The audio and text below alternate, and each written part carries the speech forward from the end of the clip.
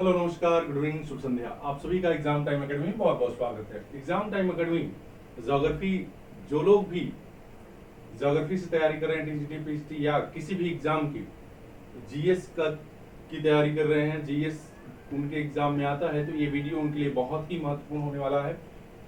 10 minute में लगभग इससे पूछे जाने वाले 5 से 6 क्वेश्चन, ठीक है। जिस तरह से आप 60 वीडियो को स्क्रॉल करके देखते हैं और आपको मजा आता है, उसी तरह से आप 10 से 12 मिनट का वीडियो देखिएगा, आपको मजा आएगा। और इस दौरान आपको बेसिक समझ के साथ रटने की जरूरत नहीं है।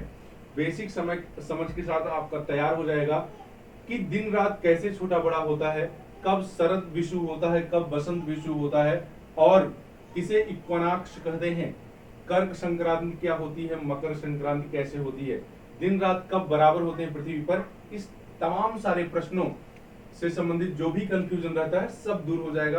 बस बने रहिए 10 मिनट वीडियो में अखिलेश वर्मा के साथ। तो आइए देखते हैं क्या और कैसे। ठीक, देखिए यहां आप ले लीजिए दिन रात का छोटा बड़ा होना। देखिएगा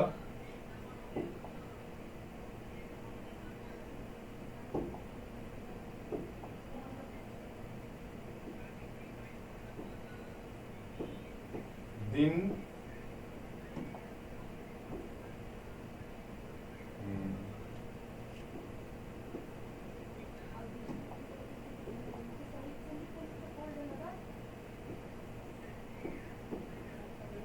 दिन रात का छोटा बड़ा होना, दिन रात का छोटा बड़ा होना। देखिए कल की वीडियो जब आप पढ़े होंगे तो आपको कल की वीडियो में बताया गया था कि दिन रात किस कारण होते हैं। ठीक, आप एक एक करके पॉइंट समझते जाइए और यहां से लिखते जाइए। देखिएगा पहला होता है, पहला आप लिख लीजिएगा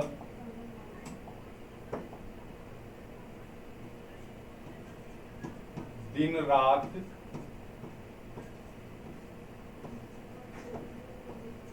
पृथ्वी की कौन सी गति, घूर्णन गति, घूर्णन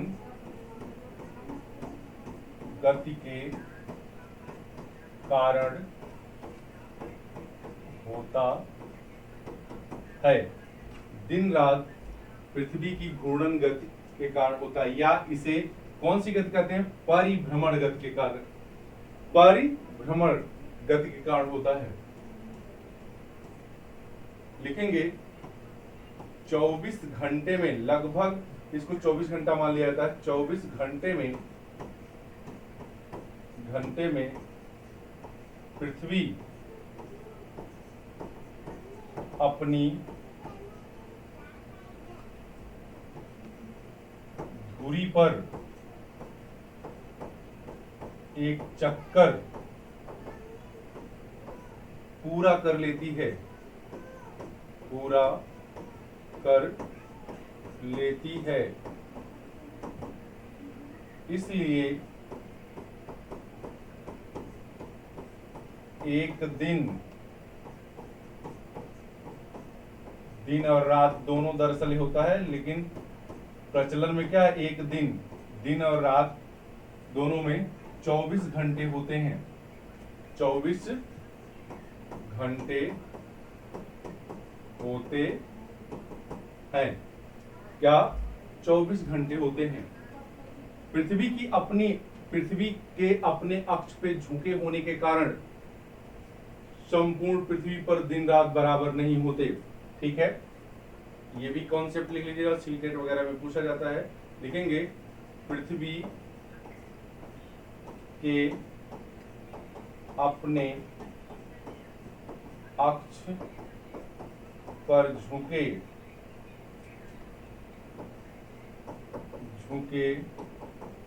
होने के कारण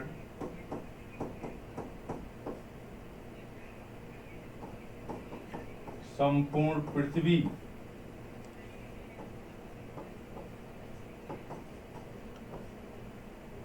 संपूर्ण पृथ्वी पर दिन रात बराबर नहीं होते, बराबर नहीं होते। ठीक है, अगर पृथ्वी अपनी अक्ष पर झुकी नहीं होती तो दिन रात बराबर होते, लेकिन वह झुकी हुई है, इसलिए कहीं पर बड़ा दिन होता तो कहीं छोटा दिन होता है। ये बात आपको समझ में आ गई। अब आइए इसके कॉन्सेप्ट को समझते हैं कि ये आखिर कैसे होता है। देखिएगा, एक फिगर ले लीजिए, ये आपका क्या है, सूर्य है। क्या है, सूर्य। देखिए, ये आपका सूर्य में बना दे रहा हूं, ये है सूर्य। एक बार आपको समझ में आ गया तो जिंदगी भर नहीं भूलेगा। और हम पृथ्वी को कुछ ऐसा बनाते हैं जिससे चीजें क्लियर हों। ये आपकी क्या है, पृथ्वी है। क्या है, पृथ्वी है। ये आपकी पृथ्वी है।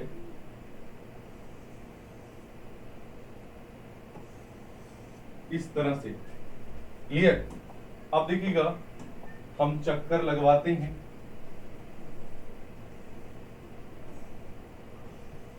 ये इस तरह से पृथ्वी सूर्य का चक्कर लगा रही है। क्या करना है, इस तरह से पृथ्वी सूर्य का चक्कर लगा रही है। क्लियर। अब देखिएगा, आपको पता है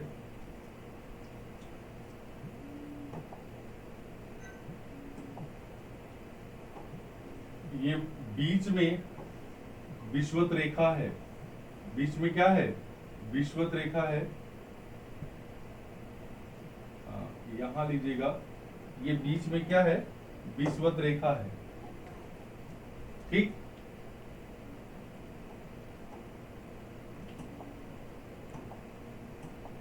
यदि आप अध्यापक बनना है आपको तो ये बात समझनी पड़ेगी और जाननी पड़ेगी। ये बीच में क्या है, विषुवत रेखा है। और ये आपकी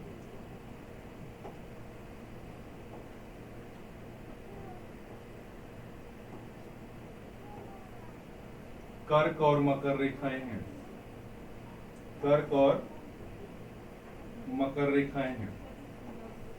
ठीक है। ये देखिएगा, एक चीज मैं आपको बता दे रहा हूं। अब इसी तरह से पृथ्वी घूम रही है और घूमने के कारण जो हिस्सा सूर्य के पास सामने आता है वहां दिन होता है, और जो हिस्सा सूर्य के पीछे आता है वहां रात होती है। दिन रात कैसे बड़ा छोटा होता है उसको आपको समझना है। देखिए, ये 21 मार्च और 23 सितंबर की स्थिति है। किसकी, 21 मार्च और 23 सितंबर। 21 मार्च और 23 सितंबर। 21 मार्च और 23 सितंबर को सूर्य की किरणें, ये है 21 मार्च।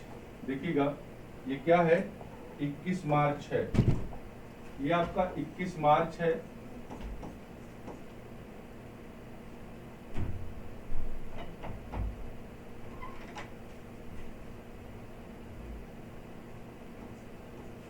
मार्च है। और ये है 23 सितंबर।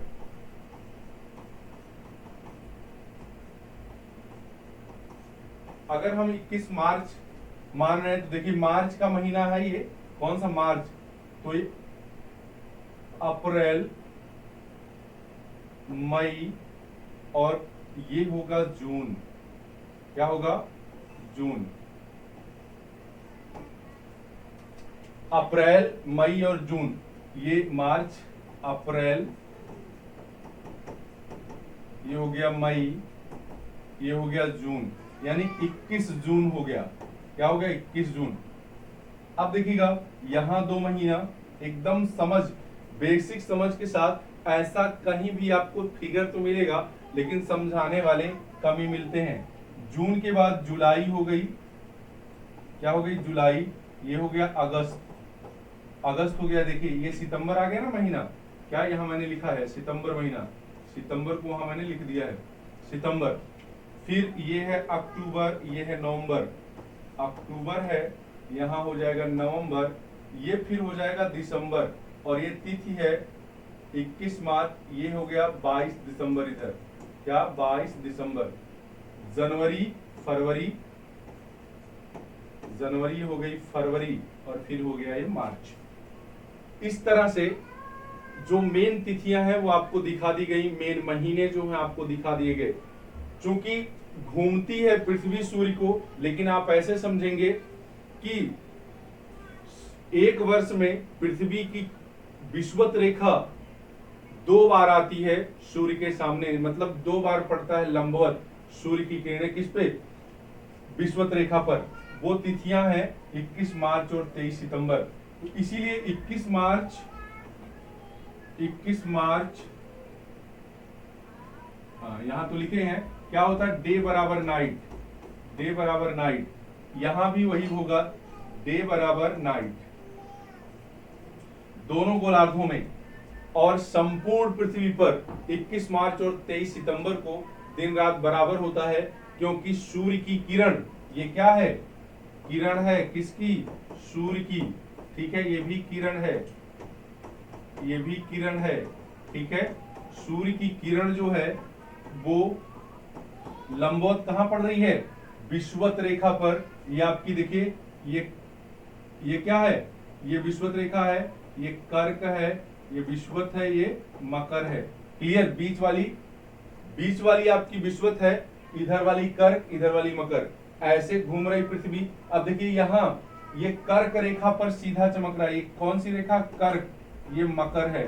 ध्यान दीजिएगा, मैं छोटा छोटा ही लिख दे रहा हूं, लेकिन यहां भी ये कर्क है, ये विषुवत है, ये मकर है, यहां भी ये कर्क हो गई, ये विषुवत हो गई, और ये हो गई मकर, कौन सी, मकर। अब आप देखेंगे कि 21 मार्च और 23 सितंबर को सूर्य की किरणें विषुवत रेखा पर सीधी लंबवत पड़ रही, किस पर, विषुवत रेखा पर, विषुवत पर सीधी पड़ रही हैं। जब विषुवत पर सीधी पड़ती हैं तो संपूर्ण पृथ्वी पर दिन रात बराबर होता है, ठीक है। इसी को यहां लिख लेंगे, क्या लिखेंगे, पहला पॉइंट 21 मार्च और 23 सितंबर को सी, 21 मार्च और 23 सितंबर को सूर्य की किरणें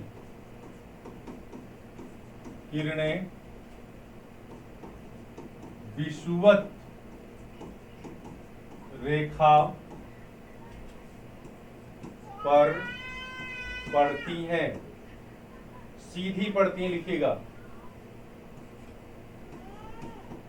सीधी पड़ती हैं।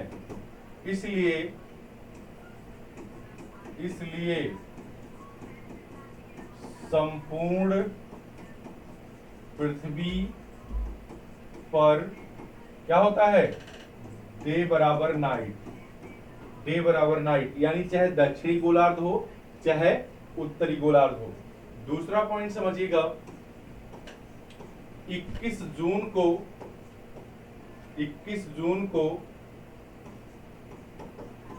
सूर्य की किरणें कहां, कर्क रेखा पर सीधी चमकती हैं,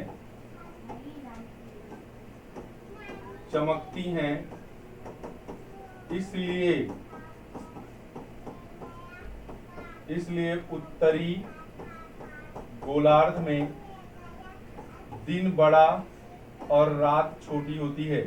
उत्तरी गोलार्ध में दिन बड़ा होगा, रात छोटी होगी, डी बराबर दिन, एन बराबर नाइट, दिन बड़ा रात छोटी होती है। जबकि अगर इसी समय बात करेंगे, इसी समय दक्षिणी गोलार्ध की बात करेंगे, जबकि इसी समय, अब देखिएगा रात कहां बड़ी होगी, इसी समय अगर दक्षिणी गोलार्ध में चले जाएंगे आप तो उल्टी स्थिति होगी, दक्षिणी गोलार्ध में क्योंकि सूर्य उत्तर में है तो दक्षिणी में को क्या होगा, रात बड़ी होगी, दिन छोटा होगा। जबकि इसी समय दक्षिणी गोलार्ध में रात बड़ी और दिन छोटा होगा, रात बड़ी और दिन छोटा होगा। ठीक है, नाइट लंबी हो जाएगी, दिन छोटा हो जाएगा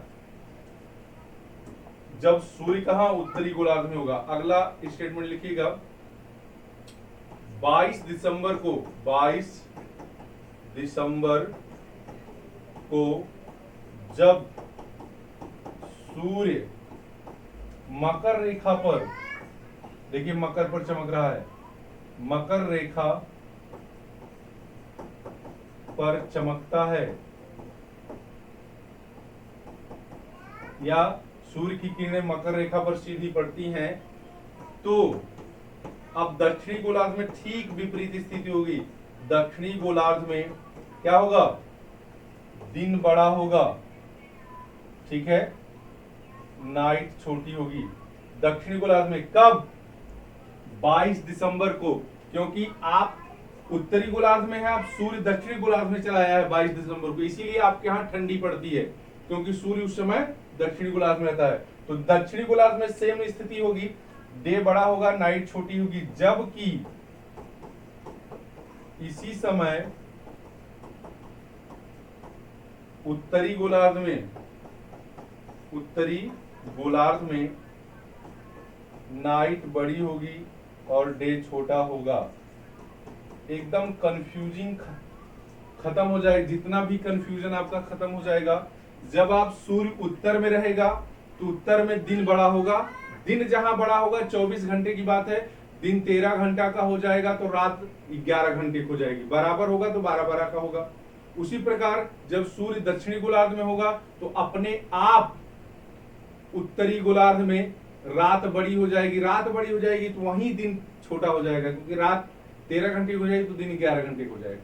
लेकिन सूर्य दक्षिणी गोलार्ध में है तो दक्षिणी गोलार्ध में अपने आप दिन बड़ा होगा और दिन जब 13 घंटे की हो जाएगा तो रात कितने, 11 घंटे की हो जाएगी, क्योंकि कुल मिलाकर 24 घंटे में होना है। ठीक है, जिस गोलार्ध में सूर्य रहेगा उस गोलार्ध में दिन बड़ा होगा, रात छोटी होगी, उसके विपरीत में विपरीत स्थिति होगी।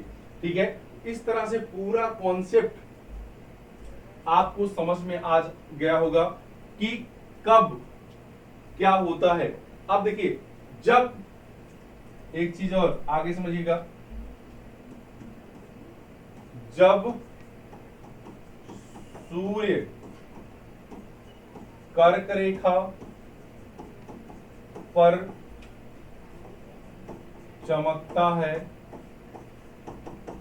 तो उसे कर्क संक्रांति, कर्क संक्रांति कहते हैं।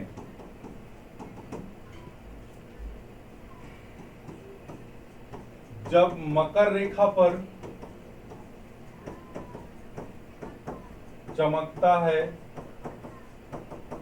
तो उसे मकर संक्रांति कहते हैं,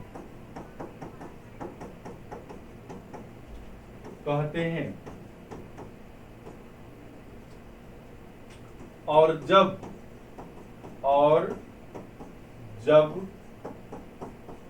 विषुवत रेखा पर चमकता है तो उसे विषुव कहते हैं, विषुव कहते हैं। तो विषुव मतलब इक्वानॉक्स, अंग्रेजी में से क्या कहते हैं, इक्वानॉक्स। कभी कभी पूछ देता है इक्वानॉक्स में क्या होता है, दिन रात बराबर होते हैं, समझ में आई बात, इक्वानॉक्स कहते हैं। यह 2 प्रकार का होता है, देखिए 2 तिथियों पर होता है। 21 मार्च को हम बसंत विषु कहते हैं, बसंत विषु कहते हैं, और 23 सितंबर को हम शरद विषु कहते हैं, शरद विषु, क्योंकि सितंबर के बाद आपकी ठंडियां आना प्रारंभ हो जाती हैं और मार्च के बाद गर्मियां, गर्मी के पहले बसंत ऋतु होती है और सर्दी के पहले शरद विषु होता है। समझ में आई बात। तो इस तरह से टोटल कॉन्सेप्ट आपका क्लियर हो गया। 1 से 2 बार वीडियो देख लीजिएगा, कभी भी गलत नहीं होगा। और आपको बताया गया है कि पृथ्वी सूर्य का चक्कर एंटी क्लॉकवाइज घूमती है, एंटी क्लॉकवाइज, ये दिखाया गया आपको। ठीक है, देखिए घड़ी ऐसे चलती है तो पृथ्वी ऐसे घूम रही है। तो आज के लिए बस इतना ही। धन्यवाद सुनने के लिए, देखने के लिए। अपना कमेंट जरूर करिएगा। अभी 9 बजे से आप सभी की class seated previous year question की चलने जा रही है, आप जरूर लाइव होइएगा। धन्यवाद सुनने के लिए।